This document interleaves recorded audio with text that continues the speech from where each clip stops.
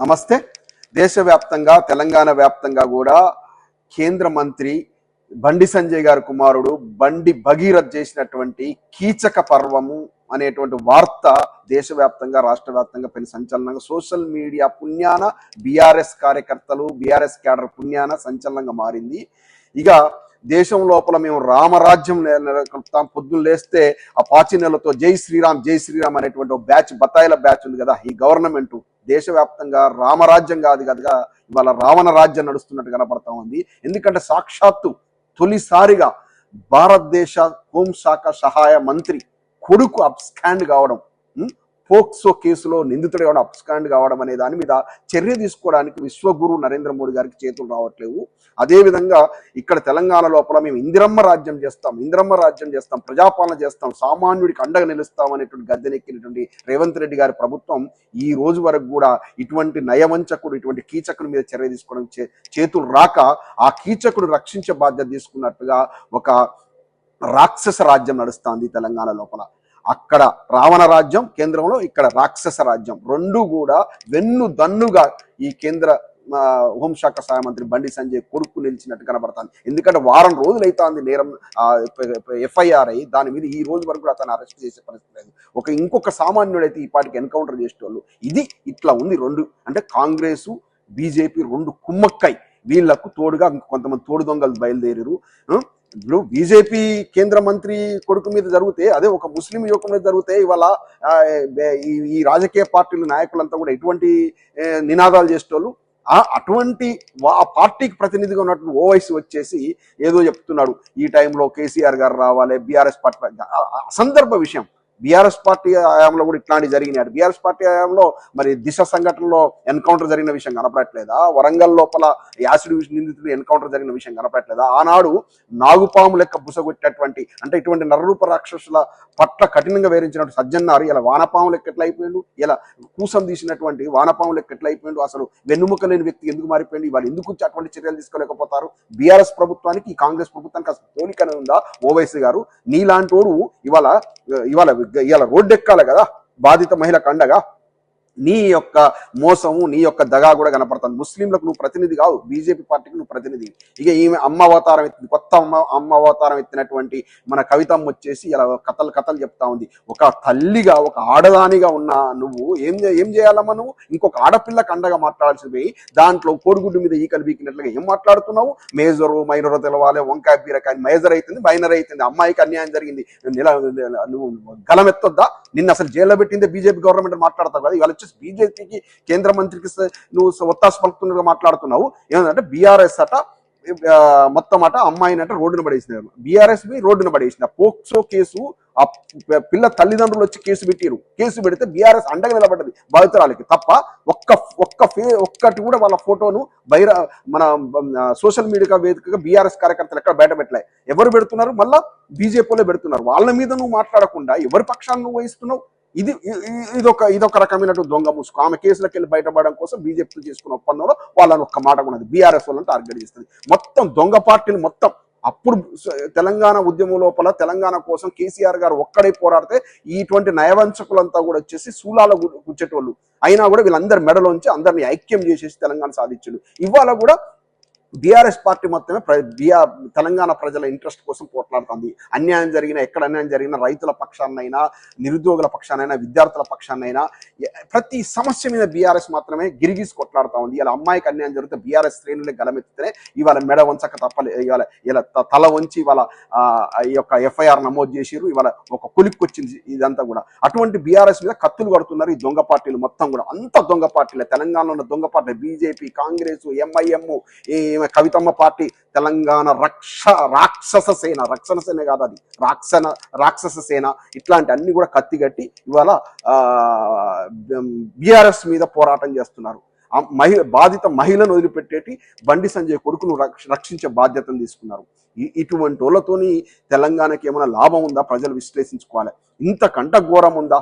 అటువంటి కీచకుని సపోర్ట్ చేస్తున్నారే, అటువంటి కీచకుని తీసుకపోయి ఎవడైనా వెధవనా కొడుకులారా, సమర్థించేటువంటి భగీరథను సమర్థించే వెధవనా కొడుకులకు ఒక్కడే చెప్తున్నా, చదువుకున్న మేధావులు, అరే ఎన్ఆర్ఐలు కూడా సమర్థిస్తున్నారయ్యా, కొంతమందికి బయలుదేరారయ్యా. పార్టీ మీద, బీజేపీ పార్టీ మీద అభిమానం ఉంటుండొచ్చు, నరేంద్ర మోడీ మీద అభిమానం ఉండొచ్చు, దేశం మీద అభిమానం ఉండొచ్చు, ఈ ప్రాంతం మీద అభిమానం ఉండొచ్చు, కానీ నయవంచకుల కీచకులకు సపోర్ట్ చేస్తారయ్యా? అభిమానం వేరు. ఇట్లాంటి సందర్భంలో ఒక మనిషిగా స్పందించారు కదా, వాళ్ళు తీసుకుపోయి రెండు రోజులు ఇళ్ళలో పెట్టుకోండి, మీ భార్య మీ పిల్లలు ఇంట్లో వాళ్ళని ఇంట్లో 2 రోజులు పెట్టుకోండి, భద్రంగా ఉంటే నేను చెవు కోసిస్తా. మరి ఎన్ని ఆకృత్యాలు చేసిండు, పోరగాళ్ళం కొట్టిండు, కాలేజీలో పోరగాళ్ళం కొట్టిండు, తర్వాత చాలా మంది అమ్మాయిలను చేసిండు, కొత్త విషయాలు బయటకు వస్తా ఉన్నాయి. ఇటువంటి సందర్భం లోపల ఒక అమ్మాయి పక్షాన్ని నిలబడది, అమ్మాయి మేజరా, అమ్మాయి తల్లిదండ్రులు ఒప్పుకుంటేనే పోయిందేమో, అమ్మాయి తల్లిదండ్రులు తెలిసే జరిగిందేమో, ఇవన్నీ ఎవర్రా భయ్? అక్కడ అన్యాయం జరిగిందా లేదా? అవన్నీ కూడా వాళ్ళ కుటుంబములో ఎంత బాధపడితే వాళ్ళు బయటకు పెట్టుకున్నారు, ఈ విషయాన్ని బయటకు తీసుకొచ్చి పెట్టుకున్నారు. ఈ కోడిగుడ్డు మీద ఈకలు వేసే వ్యవహారమా? బాధిత కుటుంబానికి అండగా ఉంటారా? బాధిత కుటుంబానికి సూలాల పొడుస్తారా? ఇంకా వాడు రౌడీ ఎలిమెంట్ లాగా కనపడుతున్నాడు.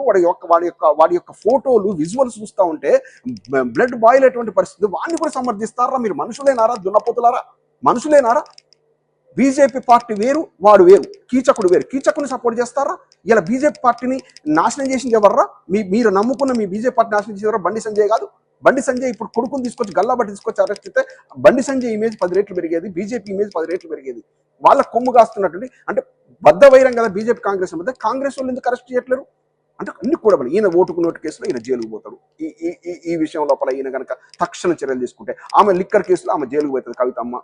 అక్కడ ఓవైసీకి గడ్డు పరిస్థితి కల్పిస్తారు, అతని యొక్క అక్రమ కట్టడాలనే చెరలలో అవన్నీ కూల్స్తారు. కాబట్టి వీళ్ళంతా లొంగిపోయి నరేంద్ర మోడీకి, బీజేపీ పార్టీకి లొంగిపోయి బండి సంజయ్కి భయపడి ఇట్లా చేస్తా ఉన్నారు. ఒకే ఒక పార్టీ బీఆర్ఎస్ పార్టీ మాత్రం గిరికూసి కొట్టాడుతుంది. తెలంగాణ ప్రజల కోసం ఎప్పుడు కొట్లాడే పార్టీ అది. బీఆర్ఎస్ పార్టీ ఎవరికి లొంగదు, ఏమి చేయదు. ఎప్పుడు చూసినా కూడా తెలంగాణ సంక్షేమమే ధ్యేయంగా, తెలంగాణ ప్రజల రక్షణ ధ్యేయంగా పనిచేసేటువంటి పార్టీ మన ఇంటి పార్టీ బీఆర్ఎస్ మాత్రమే. ఇవాళ కనపడతా ఉంది కదా, ఎవరు బాధిత అమ్మాయి పక్కన. రాజకీయం కోసం కాదు ఇది. రాజకీయం కోసం అయితే మొత్తం వీడియోలు మొత్తం అన్ని కూడా ఓపెన్, మొత్తం వాళ్ళ విజువల్స్ అన్ని బయట పెట్టేటోళ్ళం బీఆర్ఎస్ వాళ్ళం. కానీ ఎక్కడ పెట్టట్లేం, ఎందుకంటే చట్టం ప్రకారం నడుచుకుంటుంది బీఆర్ఎస్ పార్టీ. ఇది అసలు రంగులంతా ఈ దొంగల రంగులు. ఓవైసీ, కవితమ్మ, ఈ బీజేపీ, తెలుగుదేశం, పచ్చ మీడియా ఒక్కడన మెయిన్ స్ట్రీమ్ మీడియాలో వస్తుంది. ఇలా సోషల్ మీడియాకు హ్యాట్స్ ఆఫ్, సోషల్ మీడియా సోల్డర్స్కు హ్యాట్స్ ఆఫ్. రియల్గా వీళ్ళు సైనికులు, వీళ్ళు ధర్మాన్ని రక్షించేది, వీళ్ళు దేశాన్ని రక్షించేటోళ్ళు. సోషల్ మీడియాలో ఇవాళ ఈ విషయం మీద వెలుగెత్తి చాటుతున్నటువంటి యువత కావచ్చు, విద్యార్థులు కావచ్చు, మహిళలు కావచ్చు, రాజకీయ నాయకులు కావచ్చు, ఎవరైతే బాధిత మహిళకు ఉన్నారో, ఆ అమ్మాయికి ఎవరైతే అండగా ఉన్నారో వాళ్ళు నిజమైన దేశభక్తులు. మీరు కాదురా దేశభక్తులు, మీరు నిజమైన దేశభక్తులు అవుతారా? దేశం కోసం, ధర్మం కోసం మాట్లాడే బత్తానాయ కొడుకులారా మీరారా దేశభక్తులు? ఒక అమ్మాయికి మీ ఇంట్లో పుట్టిన మీ అమ్మనో మీ చెల్లెనో ఊహించుకుంటారు ఆ పరిస్థితుల్లో. అప్పుడు అర్థమవుతుందిరా మీకు ఏం రాజకీయం రా, ఎంత దిగజారిపోయారు ఎవరా? ఒక ప్రతిఘటనలో ఒక పాట ఇవాళ చూసి కళ్ళు నింది వచ్చిన ఎవరు అటాచ్ చేసిరో ఆ సాంగ్ బ్యాక్గ్రౌండ్ లో పెట్టారు. ఈ దుర్యోధన దుశ్శాసన అట్లా నడుస్తుంది ఇప్పుడు రాజ్యం. అటువంటి వాళ్ళకి అండగా నిలబడతారా? కిరాతకులకు అండగా నిలబడతారా? రౌడీలకు అండగా నిలబడతారా? ఆ పాన్ పరాగ్ బండి సంజయ్కి అండగా నిలబడతారా? ఆయన అంటున్నాడు ఇలా ఇంటర్మీడియట్ లో సోషల్ స్టడీస్ ఉందట. ఇటువంటి వానికి అజ్ఞానికి ఒక్క పట్టుమని 2 మాటలు పార్లమెంట్ లో మాట్లాడరాదు.